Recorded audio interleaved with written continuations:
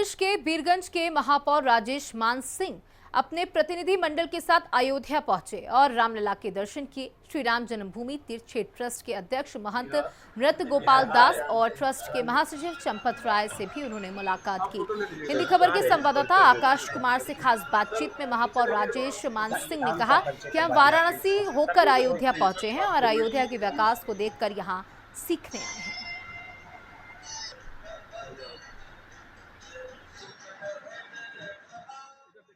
प्रभु श्री राम की ससुराल कही जाने वाले नेपाल से आज वहां बीरगंज के मेयर राजेश मान सिंह अयोध्या में हैं। अयोध्या में उन्होंने दर्शन पूजन किया है और कई कार्यक्रमों में भी वो शिरकत कर रहे हैं। इस वक्त अयोध्या में सर आप हैं और अयोध्या की और नेपाल की अगर बात करें रिश्ते की तो रिश्ता एक महत्वपूर्ण माना, क्योंकि ससुराल की बात आती है। तो इस वक्त अयोध्या और फैजाबाद मतलब नेपाल के बीच रिश्ते कैसे सुदृढ़ हो रहे हैं? देखिए, खासकर क्या है कि जो भगवान श्री राम जो हम लोग के जीजा लगे उनके घर हम लोग आए हैं। तो अभी जो आप लोग का जो ननिहाल है, हम लोग का जनकपुर धाम जानकी माता का दरबार, ये संबंध हम लोग का सदियों से है। ये जो पहले जो हम लोग कहते थे कि चेली बेटी, नेपाल और भारत का चेली बेटी का संबंध है, चेली बेटी से पहले से ही जो धार्मिक संबंध है हम लोग को, अब हम लोग बीरगंज महानगर पालिका इस संबंध को और जन समझ, श्रद्धालु के समझ पहुंचाने का काम कर रहे हैं। जो अभी यहाँ से अभी जस्ट 2 महीने बाद यहाँ से डोली जाएगी माता जानकी के घर नेपाल में, तो उसका स्वागत करने के लिए हम लोग बेसब्री से इंतजार कर रहे हैं। इसके लिए और जोर शोर से हम लोग प्रचार प्रसार कर रहे हैं ताकि यहाँ से जितने भी बाराती लोग आए उनका स्वागत हम लोग अच्छी तरह से करें। वैसे ही नेपाल में सब जगह हम लोग बीरगंज के रास्ते से ही वो बाराती जाएगी। तो हम लोग ने सब लोग से आग्रह किया, वो काम हम लोग शुरू कर चुके हैं कि सब कोई आकर बाराती का स्वागत करने के लिए हम लोग सब लोग उत्सुक हैं और ये सब संबंध को और पूरे विश्व में फैलाना है। कहा यह भी जा रहा है कि प्रभु श्री राम के यहाँ मंदिर बनने के बाद नेपाल में भी मंदिर की स्थापना की उस दिन ही की गई, ऐसा जनवरी 22 तारीख को जिस दिन यार अयोध्या में जो राम का प्राण प्रतिष्ठा है, उसी दिन करीब 82 साल पुरानी मंदिर भूमाफिया द्वारा हम लोग ने मुक्त कराकर वहाँ भी रामलला का हम लोग ने मूर्ति का प्राण प्रतिष्ठा की है।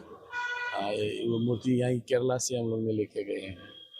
तो वो भी मंदिर हमने उसी दिन 22 जनवरी के दिन में ये हम लोग ने वहाँ प्राण प्रतिष्ठा की। तो ये कहा जाए कि जैसे अयोध्या में पूरा राममय हो रहा है, पूरा देश भारत की बात करें तो राममय हो रहा है, ऐसे नेपाल भी अब राममय होता दिखाई दे रहा है। एकदम नेपाल भी एकदम सनातन धर्म की तरफ और ज़्यादा ही, पहले से बहुत ज़्यादा ही अग्रसर हो रहा है अभी, और राममय बहुत ज़्यादा ही हो रहा है। बिल्कुल, हमारे साथ इस वक्त नेपाल भारत सहयोग मंच के अशोक वैद्य जी हैं। सर, जिस तरह से बात करें, जो एक संबंध अब देखा जा रहा है, ये संबंध और ही गहरा होता जा रहा है, क्यों कहे कि जो त्रेता युग के काल के उसको दोहराया जा रहा है। देखिए, हमारे संबंध त्रेता युग के पूर्व प्राचीन संबंध है। हमारा संबंध राम सीता का संबंध है। हमारा संबंध काशी विश्वनाथ पशुनाथ का संबंध है। हमारे संस्कार एक है, हमारे रीति रिवाज एक है, हमारी भाषा एक है, हमारी संस्कृति एक है, और तो और हमारी लिपि भी देवनागरी है, दोनों की लिपि भी है। हमारे गंगा का संबंध है, अक्षरधाम और मुक्तिनाथ का संबंध है, बुद्ध और महावीर का संबंध है। संबंधों की प्रकाष्ठा बहुत बड़ी है, रोटी बेटी का संबंध बोलते हैं।